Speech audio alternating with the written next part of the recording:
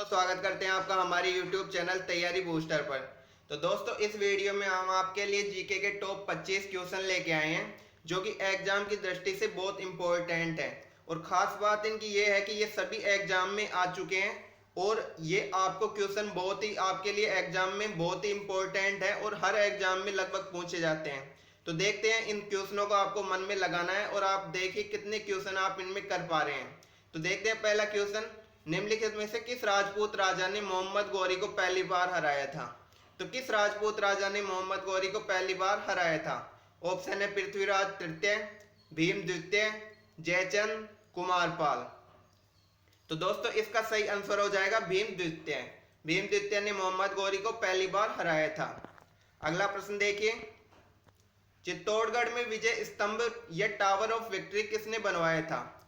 तो दोस्तों, इसके ऑप्शन है महाराणा प्रताप, राणा कुंभा, राणा सांगा या कुंवर दुर्जन सिंह। तो दोस्तों, इसका सही आंसर हो जाएगा राणा कुंभा। राणा कुंभा ने राजस्थान के चित्तौड़गढ़ में विजय स्तंभ बनवाया था। अगला प्रश्न देखिए, जब्ती प्रणाली के अंतर्गत वास्तविक उत्पादन का कितना अंश राज्य की मांग के रूप में निर्धारित किया गया था? तो जब्ती प्रणाली के अंतर्गत वास्तविक उत्पादन का कितना अंश राज्य की मांग के रूप में निर्धारित किया गया था? ऑप्शन है 1/4, 1/3, आधा या 5वां भाग। तो दोस्तों, इसका सही आंसर हो जाएगा 1/3 भाग। 1/3 भाग जब्ती प्रणाली के अंतर्गत राज्य की मांग के रूप में निर्धारित किया गया था। अगला प्रश्न देखिए, अलीगढ़ के मोहम्मदन एंग्लो ओरिएंटल कॉलेज की स्थापना किसने की? ऑप्शन है मोहम्मद अली जिन्ना, मोहम्मद अली, शौकत अली, सर सैयद अहमद खां। तो दोस्तों, इसका सही आंसर हो जाएगा सर सैयद अहमद खां। सर सैयद अहमद खान ने मोहम्मदन एंग्लो ओरिएंटल कॉलेज की स्थापना करवाई थी। अगला प्रश्न देखिए, गांधी जी ने सत्याग्रह आंदोलन किस वर्ष आरंभ किया?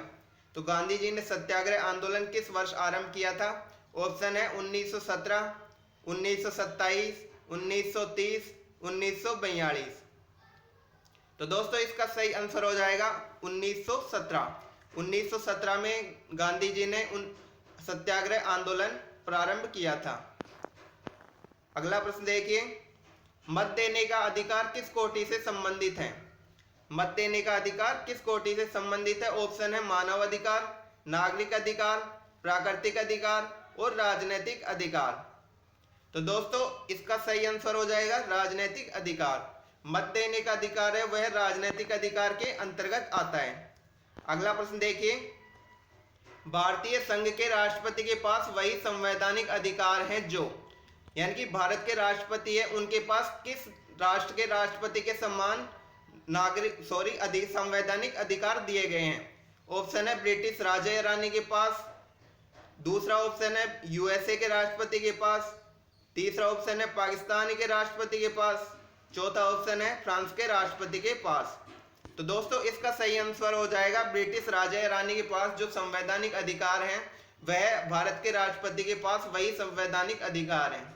अगला प्रश्न देखिए, राज्यसभा का कार्यकाल जो मूल संविधान के अंतर्गत 5 वर्ष का था, किस संविधान संशोधन के अंतर्गत 6 वर्ष का कर दिया गया? तो दोस्तों, इसके ऑप्शन है 42वें संविधान संशोधन, 44वें संविधान संशोधन, 21वें संविधान संशोधन और 62वें संविधान संशोधन। तो दोस्तों, इसका सही आंसर हो जाएगा 42वां संविधान संशोधन। इसके अंतर्गत राज्यसभा का कार्यकाल 5 वर्ष से 6 वर्ष कर दिया गया था और ये दोस्तों याद रखिएगा 1976 में 1976 में किया गया था।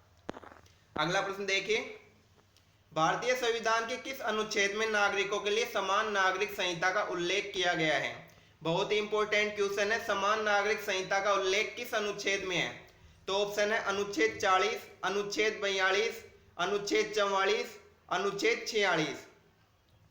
तो दोस्तों, इसका सही आंसर हो जाएगा अनुच्छेद 44।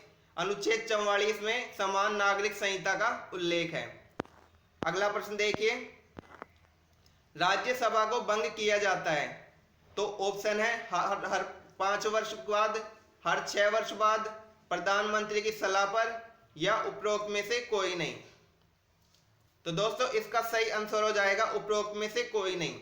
याद रखिएगा, कार्यकाल 6 वर्ष का है लेकिन उसे भंग नहीं किया जाता, इसलिए इसका सही आंसर हो जाएगा डी। अगला प्रश्न देखिए, भारत की सिलिकॉन वैली कहाँ स्थित है? तो सिलिकॉन वैली कहाँ स्थित है? ऑप्शन है देहरादून में, हैदराबाद में, बेंगलोर में या श्रीनगर में। तो दोस्तों इसका सही आंसर हो जाएगा बेंगलोर में। बेंगलोर में जो सिलिकॉन वैली स्थित है। और ध्यान रखिएगा, बेंगलोर को जलती झीलों का शहर भी कहा जाता है। अगला प्रश्न देखिए, भिलाई इस्पात संयंत्र निम्नलिखित में से किसके सहयोग से स्थापित किया गया? ऑप्शन है जर्मनी, सोवियत संघ, यूनाइटेड किंगडम और जापान। तो दोस्तों इसका सही आंसर हो जाएगा सोवियत संघ। सोवियत संघ के जो मदद से भिलाई इस्पात संयंत्र का निर्माण किया गया था। अगला प्रश्न देखिए, भारत की सबसे बड़ी जनजाति कौन सी है? ऑप्शन है गारो, टोड, गोंड या चेचू। तो दोस्तों इसका सही आंसर हो जाएगा गोंड। गोंड भारत की सबसे बड़ी जनजाति है। अगला प्रश्न देखिए, ब्रह्मांड में सबसे प्रचुर तत्व कौन सा है? तो ब्रह्मांड में सबसे प्रचुर तत्व कौन सा है? ऑप्शन है सोना, ऑक्सीजन, हाइड्रोजन या कार्बन। तो दोस्तों इसका सही आंसर हो जाएगा हाइड्रोजन। हाइड्रोजन यहाँ पर बात ब्रह्मांड की कर रहा है, ये ध्यान रखिएगा। तो वहां पर सबसे प्रचुर तत्व है हाइड्रोजन।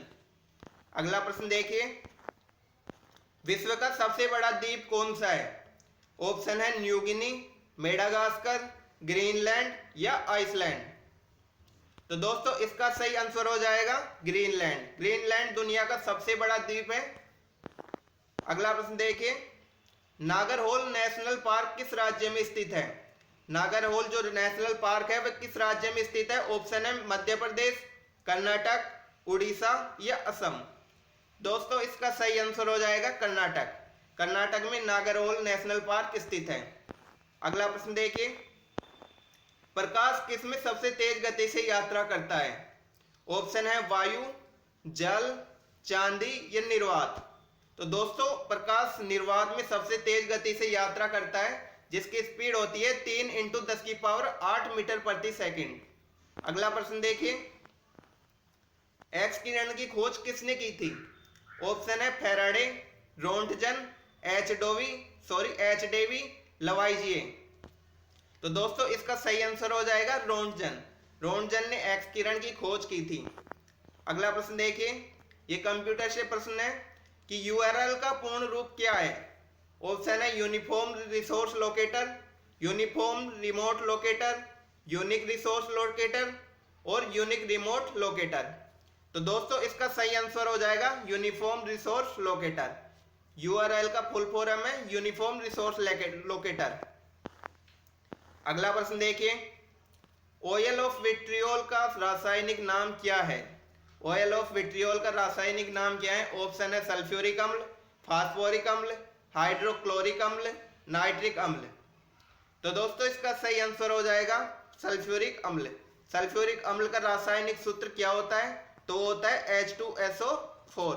ध्यान रखिएगा, H2SO4 सल्फ्यूरिक अम्ल का रासायनिक सूत्र होता है। तंत्रिका तंत्र का आधारभूत इकाई क्या है? तंत्रिका तंत्र की आधारभूत की इकाई क्या है? तो ऑप्शन है न्यूरॉन, नेफ्रॉन, कोशिका और हीमोग्लोबिन। तो दोस्तों इसका सही आंसर हो जाएगा न्यूरॉन। न्यूरॉन हमारी तंत्रिका तंत्र की आधारभूत और क्रियात्मक इकाई है, जबकि नेफ्रॉन किसकी है ये आप मुझे कमेंट बॉक्स में बताइएगा। अगला प्रश्न देखिए, निम्नलिखित में से किन कोशिकाओं से इंसुलिन का रिसाव होता है? ऑप्शन है अल्फा कोशिकाएं, दूसरा ऑप्शन है बीटा कोशिकाएं, डेल्टा कोशिकाएं या तंत्रिका कोशिकाएं। तो दोस्तों इसका सही आंसर हो जाएगा बीटा कोशिकाएं। बीटा कोशिकाओं से इंसुलिन का रिसाव होता है, ये ध्यान रखिएगा। अगला प्रश्न देखिए, प्लेग किसके कारण फैलता है? प्लेग किसके कारण फैलता है? ऑप्शन है जीवाणु, प्रोटोजोआ, विषाणु या उपरोक्त में से कोई नहीं। तो दोस्तों इसका सही आंसर हो जाएगा जीवाणु। जीवाणु के कारण प्लेग फैलता है। और दोस्तों इन सभी प्रश्नों का अगर आपको पीडीएफ चाहिए तो आपको डिस्क्रिप्शन में मिल जाएगा, जहां पर आप टेलीग्राम ज्वाइन, हमारा जो टेलीग्राम चैनल है उसे भी आप ज्वाइन कर सकते हैं। अगला प्रश्न देखिए, भारत में ज्ञानपीठ पुरस्कार प्राप्त करने वाली पहली महिला कौन थी? ध्यान रखिएगा, पहली महिला पूछ रहा है ज्ञानपीठ पुरस्कार प्राप्त करने वाली। ऑप्शन है महादेवी वर्मा, अमृता प्रीतम, महाश्वेता देवी या अन्नपूर्णा देवी। तो दोस्तों इसका सही आंसर हो जाएगा अन्नपूर्णा देवी, जो कि ज्ञानपीठ पुरस्कार प्राप्त करने वाली प्रथम महिला है।